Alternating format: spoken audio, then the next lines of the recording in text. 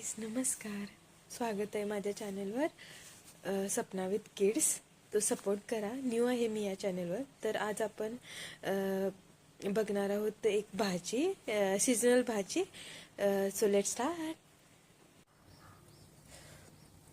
मी आता हरभऱ्याची भाजी करत आहे. त्यासाठी हरभऱ्याची भाजी घेतली आहे. त्यासाठी साहित्य: कांदा, शेंगदाण्याचा कूट, लसूण आणि मिरची कापून घेतलेली आहे. आणि ही भाजी मी धुवून घेतलेली आहे. तर असं दिसते ती भाजी, हरभऱ्याची भाजी. त्यानंतर इथे बघा, मी कढईमध्ये तेल ऑलरेडी ॲड केलं आहे.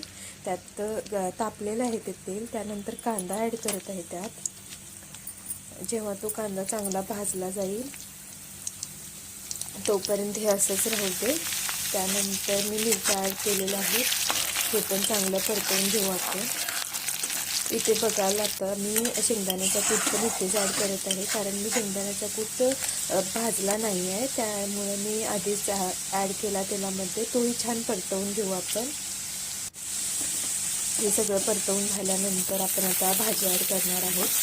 ही भाजी आता मी इथे ॲड केलेली आहे. तर हे सगळं छानपैकी असं मिक्स करून घेऊ.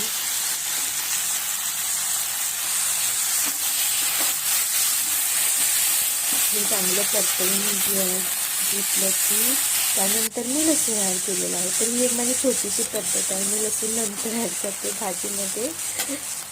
तुम्ही एकदा ट्राय करा हवं असल्यास.